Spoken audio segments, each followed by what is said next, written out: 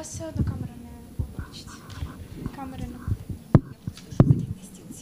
Ага, так. Я думаю, що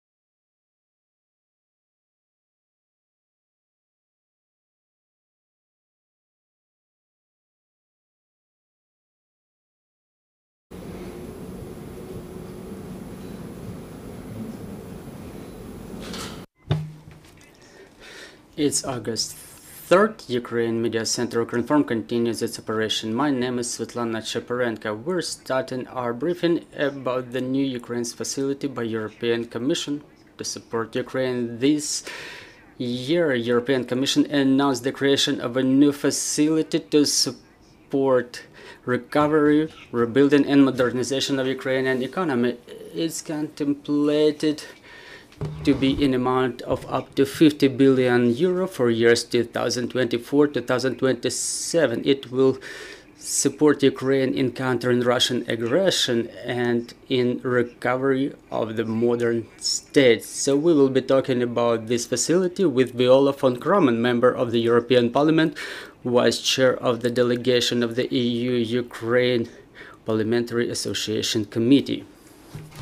Hello, and thank you everyone for today's attendance at our press conference and press briefing here in Kiev today. As you have introduced, I'm a member of the European Parliament. I'm a vice chair of the EU-Ukraine delegation for the Parliamentary Association Committee. And I'm dealing with Ukraine not only since yesterday, but since '96. So I have been to Ukraine many times. I've seen very different political developments here in Ukraine. And I have to say, it's always like coming back to Ukraine. This country is very close to my heart. And people in this country, the citizens of Ukraine, are very close to my heart.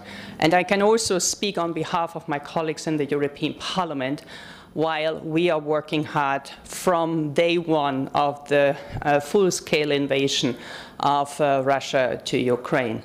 But not only since then. I have to say that we actually were in favor of supporting Ukraine even before the 24th of February 2022. And also many of my colleagues were in favor of supporting Ukraine with military equipment, hardware equipment, to protect the country much before February 2022.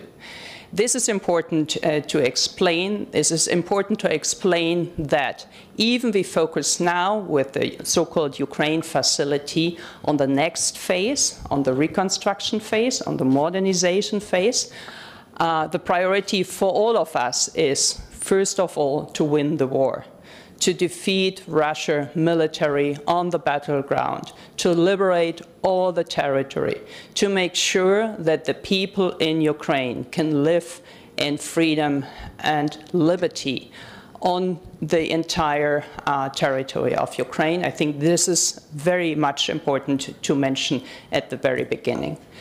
Second of all, yes, we speak about the reconstruction, but we furthermore speak about the desire of the people in Ukraine of becoming a member of the European Union, of becoming European citizens as such.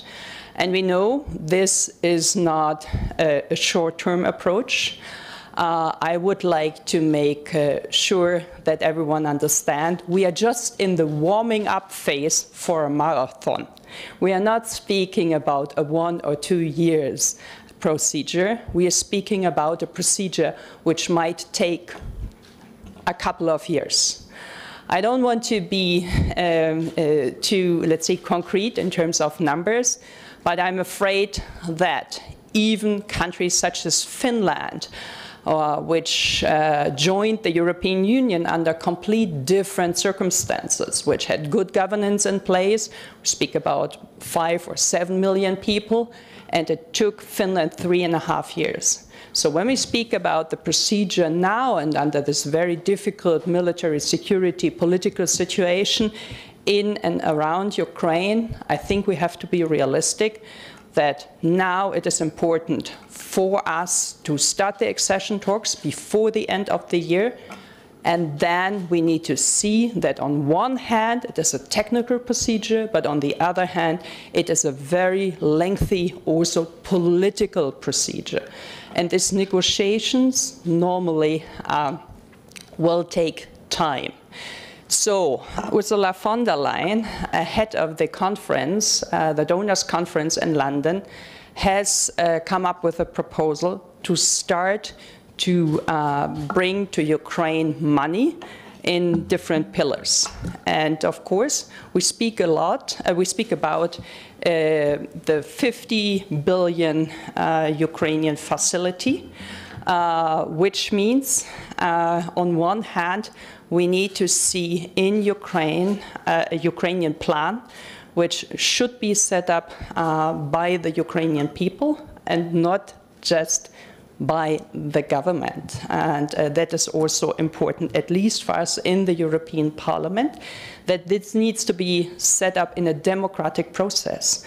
We need to see that this is inclusive, that there is the civil society included, that this is being facilitated together with the opposition in the parliament, and of course we need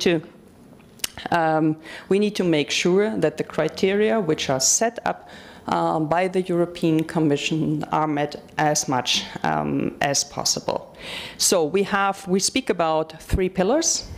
We speak about the support for the Ukraine plan, we speak about the Ukraine investment framework, and we speak about the assistance program. In terms of the timeline, the proposal from the Commission is set up on the 20th of June. We in the European Parliament will debate and have a first debate in the AFET, in the Committee for Foreign Affairs, at the end of August, which is very quick. And then we have 1 week for submitting amendments. So all groups, I'm the shadow rapporteur for the Green Group, we will have 1 week for submitting the amendments. And then we will negotiate together with all groups in the European Parliament the final text of the European Parliament, and this should be voted hopefully in the end of November. Then there will be the trialogue. In the beginning of next year, we hope to disseminate the money. That is in general how this is planned. But that does not mean that if we have agreed on the Ukraine facility, that there is, as I said at the beginning, there is accession tomorrow. So from there on, we need to start step by step, looking at the different cluster, looking at rule of law, looking at democratic institution, looking at the environmental policies and so on.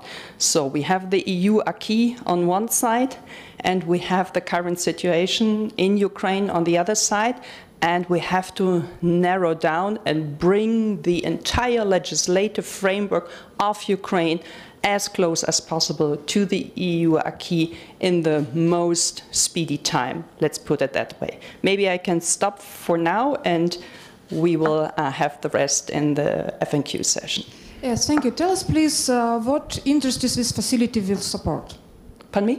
What industries this facility will support?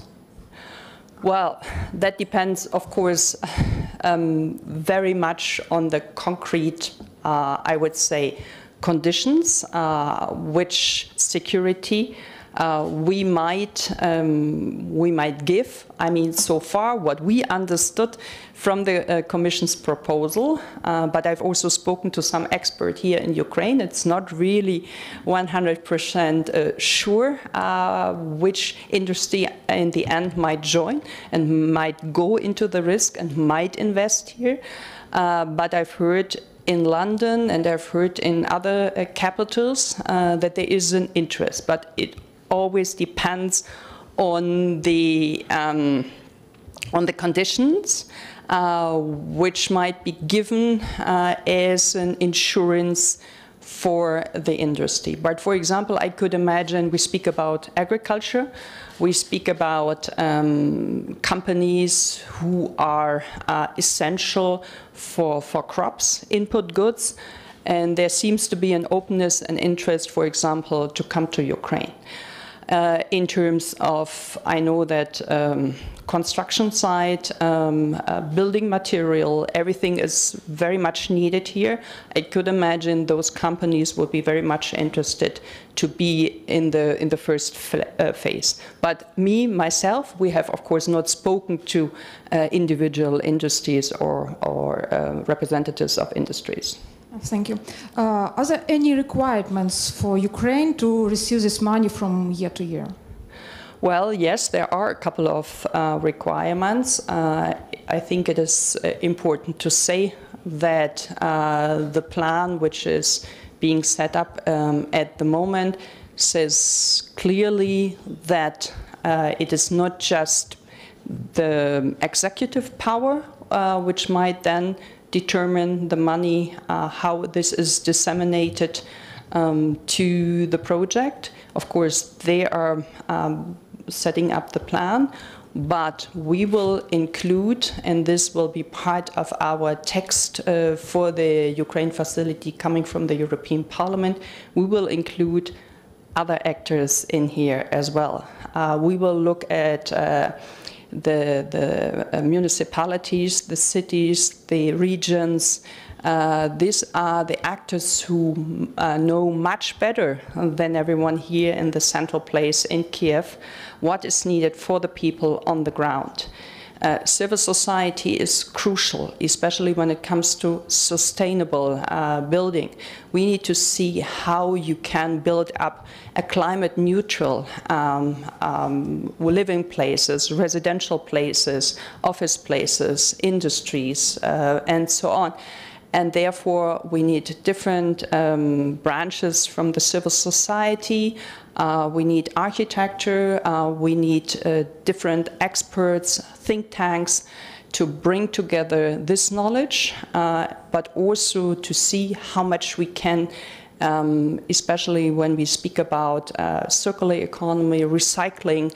There is now a big chance for Ukraine to be a test ground for a complete new approach of building up a city, building up a settlement, building up villages. In terms of digitalization, Ukraine is much more ahead of us.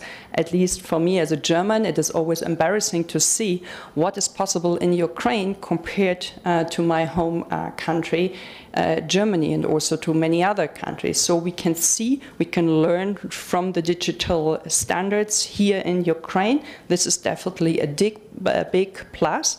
But on the other hand, we need to strengthen institutions, building up institutions.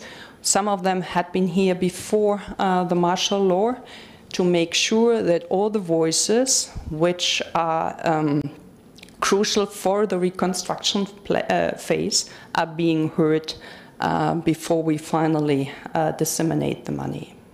And how will this 50 billion euros will be distributed to Ukraine during these 4 years? You said that Ukraine can get first tranche in this beginning of the next year. And when will be the next tranches? Well, that depends very much on the procedure. I think what I've heard so far is that for the first pillar, for the so-called Ukraine plan, it is 12 billion per year, which means 36 billion altogether. And then there will be 14 billion, which I think will be split off in 9 and 5, but it's not up to me to decide anything now. I'm just repeating what is being, let's say, drafted so far. But how this in the end will be disseminated, who will be the institution who will finally pay the money to the final beneficiary, that is not clear yet. In the European Union, we have paying agencies, for example, when you're a farmer, when you are in a local community receiving funds from the European Union, there is a certified agency who is then paying the money. One could think of creating something like this here as well, in each region creating this. I don't know how much into detail this is already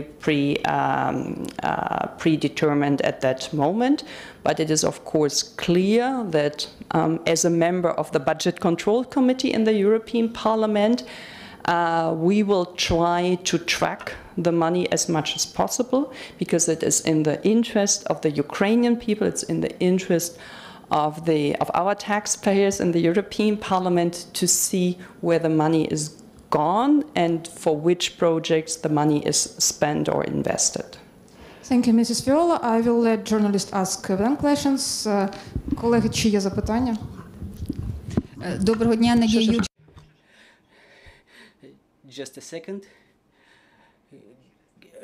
Once again, good afternoon, Nadia Yurchenko, Ukrinform. I wanted to ask a small question. When evaluating some specific projects, whether they're worth investing in or not, are you going to rely on the opinion of our democratic institutions on the ground, or will there be a European institution that will assess whether they comply with the requirements or they are just the same as they always have been? Thank you. Well, this is a very good question, a very important question. Of course, it will be not the European Union deciding on any particular projects. That's for sure. This will be not the case. It's not our decision which company or which sector will get the money. What we will do is we will give, hopefully, and we will negotiate a framework how, for example, emission standards can be upheld, and how much, for example, money needs to go to female entrepreneurs, how much we would like to spend into traumatized psychological recovery projects or something like this, that we do not say one particular project will be determined by the European Union, but that we also come up with the framework, the political framework, the financial framework, the environmental framework, which then says, yes, we need to see that buildings have a certain standards, that all the groups of the society have equal access to the money, to the financement, to the funds, and so on.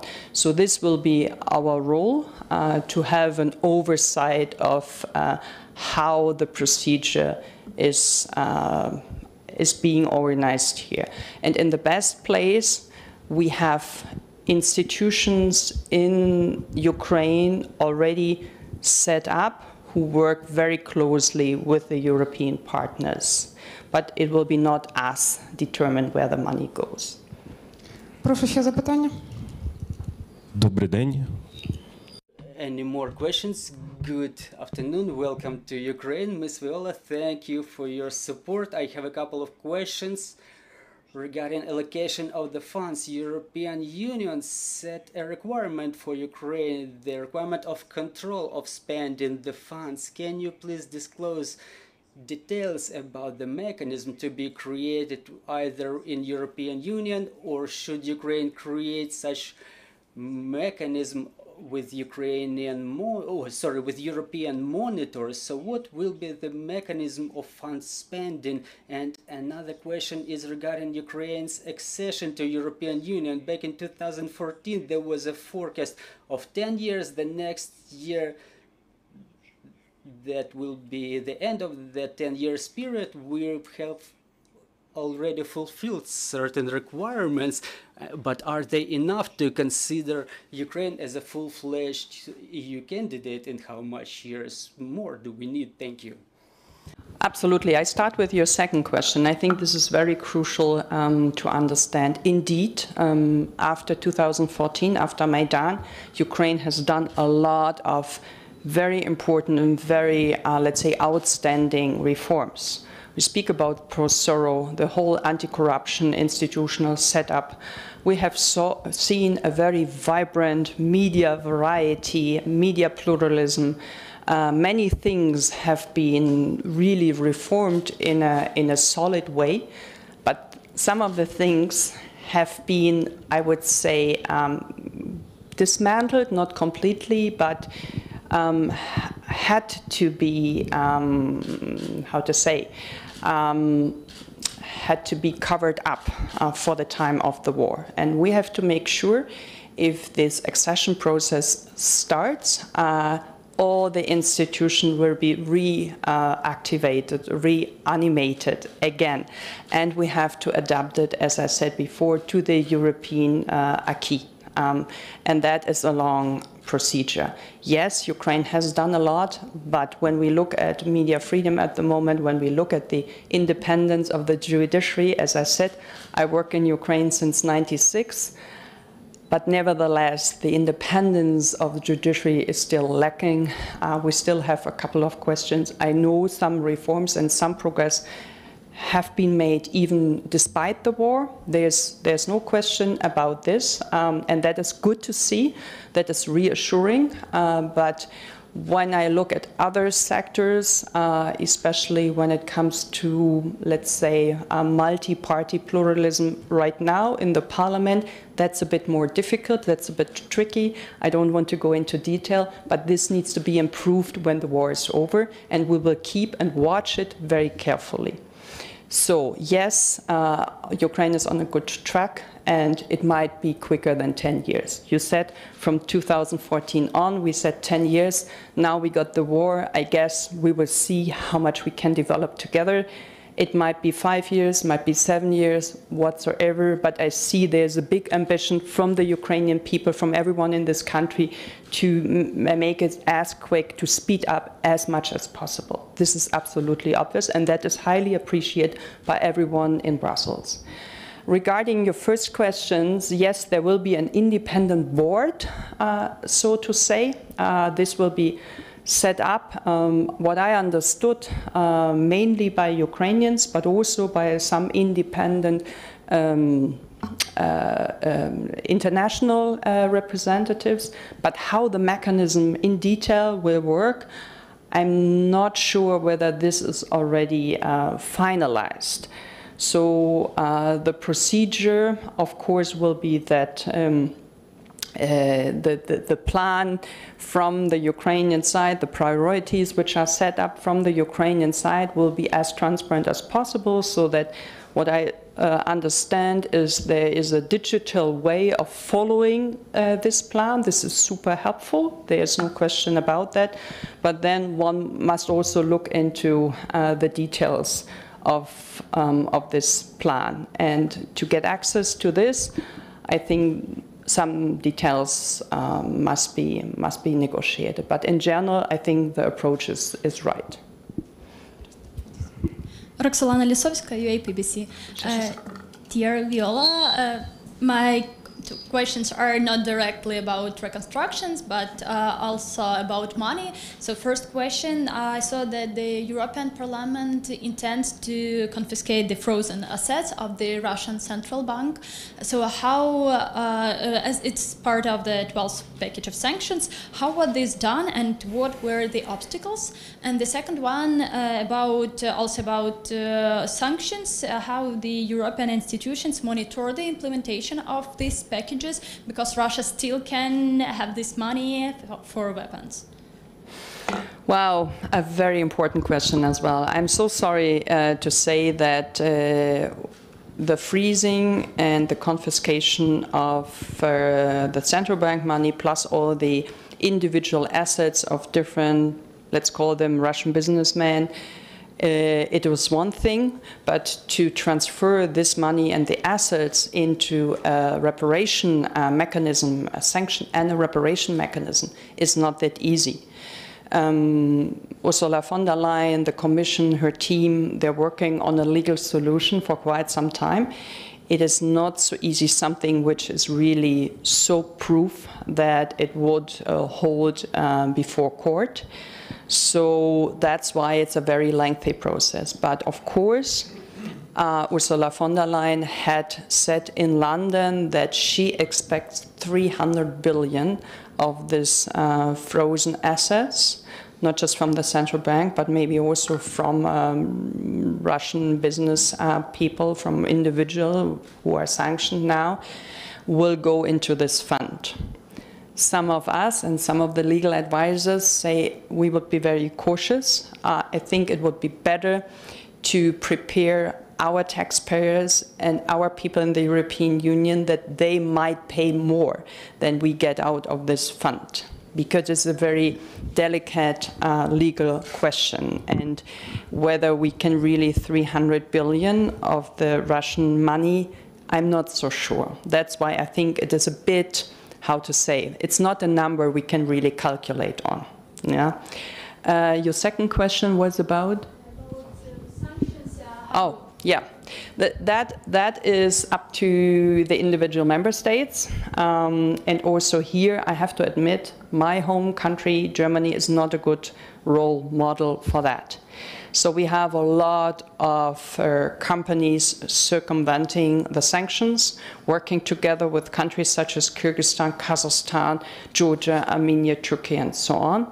I think that everyone is aware of that now. I think that there will be put controlling measures, they will put controlling measures in place, but so far it is still extremely difficult to sanction those violations. But at least the awareness brings, how to say, another level of political will to stop that.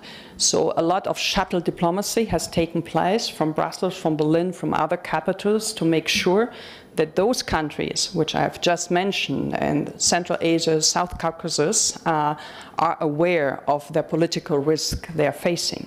So at one point, the US, Canada, the EU might think about secondary sanctions, and this will hit those countries extremely hard.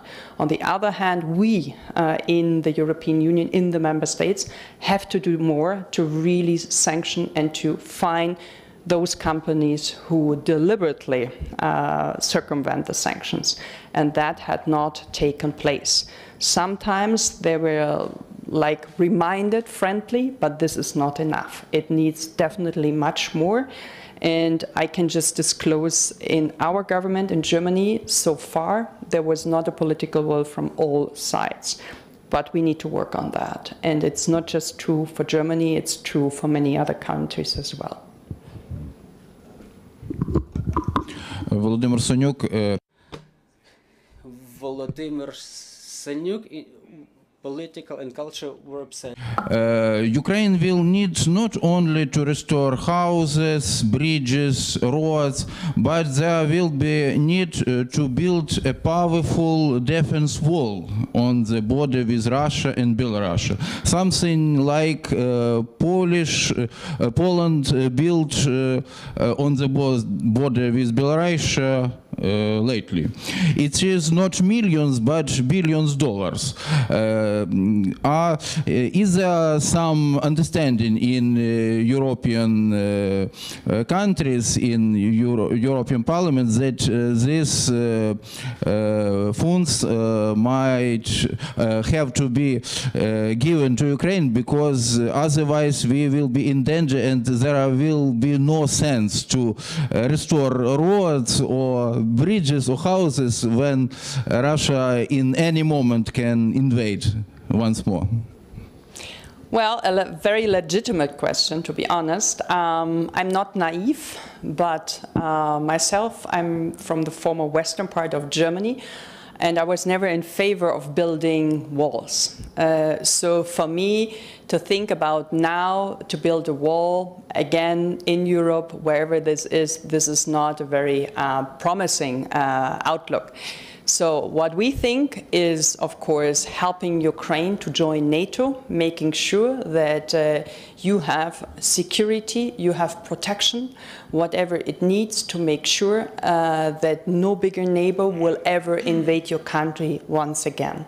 This needs to be clear from the very beginning. About building walls, using this as how to say, as another how to say it, another bottleneck, and to also for Belarus, for example, I still see that it's a very European country. It is a country when Lukashenko is hopefully out of office at some point. It might be reconstructed, it might be brought into, not to the European Union immediately, but from the people's mind, it is very close to the European Union. So we should actually reach out to those people who are ready to transform their country in a civilized manner. Yes, I know that Russia will be a threat. This will not go away. And as I said, I'm not naive. I don't think a wall will help you. The only thing which helps you is protection, it's security, it's military security, and that is our responsibility. We need to make sure that our leaders in Brussels, in Washington, in Ottawa, in capitals of the European Union understand that, and will allocate a certain amount of money each year that this security threat is being condemned. But I don't think that a wall itself will keep the neighbor away. I mean, looking at the air raid every night, even a wall wouldn't protect you against this shelling and the rockets. So we have to be much smarter. And the more and the faster Ukraine develops as a democratic country, as a full democratic country, as the Ukrainians ask you to, if you see the polls, if you see the surveys, apart from defeating Russia, what Ukrainian people want is to become a European country. And this is what we are working on, and this is what we are heading for, and that is what we would like to support. Institutional setup for becoming a real democratic country. Прошу ще запитання. Ms. Viola, thank you for coming. Really, we are lucky to have More questions? Thank you very much. So the thing is about this global investment plan for Ukraine is that it could take place only after actually the war ends, right? Or a kind of peaceful agreement with Russia or something like that. I don't know how we'll call it, but I assume that there will be something. But we still need to support Ukrainian economy during the war, right? So right now, not only to give fish to the Ukrainians, but to give the fishing rod as well, right? And to give this fishing rod is to give an opportunity to grow up our GDP by ourselves somehow. And for example, Bayraktar TB2 enterprise settlement as an example, and Rheinmetall enterprise as an example also. I mean that this is possible to support Ukrainian economy, to support our GDP during the war somehow. So are there any discussions inside the EU among your colleagues that we also need to have a plan of Ukrainian economy support during the war? Maybe some areas, some fields which are actual, because we do have those examples that this is possible. This is the one question, and very briefly the second one. Regarding the plan that was presented by the Ukrainian side in London, so we understand that different types and fields of economy have different this yield curve, right? So I mean different areas of economy affects the GDP in a different way, right? So high technologies areas affects in a good way, and for example agriculture affects not in a positive way, right? So have you heard the assessment from the European experts of this plan which was presented by Ukraine? How do they think it could affect Ukrainian GDP from the 5 or 10 years perspective if this plan will be launched? This is my question. Regarding your first question, it's good to see you here, Taras. Regarding your first question, this is exactly what Pillar 2 in the facility is all about. The idea is encouraging companies and industries to come to Ukraine to invest under this difficult situation while the war is going on. So using this with the international financial institution to scale up the investment. You have mentioned Rheinmetall. I have said before there are also bigger agriculture, transnational companies who might be interested in coming, construction, building material industries and so on. So something which does not need a big investment. I mean, Rheinmetall is in negotiations. I know this, and it would be, I think, even I'm not a press speaker of the defense industry, don't get me wrong here, but I think this would be a good investment and it would be a win-win situation, of course. Well, regarding the reactions from the European side towards the plan, I have no details about that. I can't give you any more hints than what you might have heard behind the scenes so far. I have heard that in general everyone is rather satisfied with the level of progress. There's no question about that, but what we have spoken about during the last 2.5 days I have been here to Kiev is that we need a Team Europe from the Ukrainian side in Brussels as well. We have a very strong, of course, embassy, but when we really start with the negotiation, we would be more, we would need more a think tank from the Ukrainian side, also based in Brussels. And also, of course, the Commission has set up a big unit in Brussels working only on Ukraine, vertical and horizontal through all the commissions. And we need to make sure that we from the European Parliament, together with those people from this unit, are visible here, approachable here, and we have this constant exchange from demands, from expectations from both sides, so that there is no miscommunication on the halfway through. But you're absolutely right. I think it is firstly to appreciate that the Ukrainian side is very much proactive. Колеги, чи є ще запитання? So, Mrs. Viola, thank you very much for Dear colleagues, do we have any more questions on the floor? personal support from European Union. So we are waiting for you here in Media Center Ukrinform for more details when this program will be approved. Thank you very much. Thank you very much. Я нагадаю, що з нами була Viola von Cramon, депутатка Європейського парламенту, заступниця голови делегації парламентського комітету Асоціації Україна-ЄС. А медіа-центр Україна Укрінформ повернеться до роботи завтра. Слідкуйте за анонсами.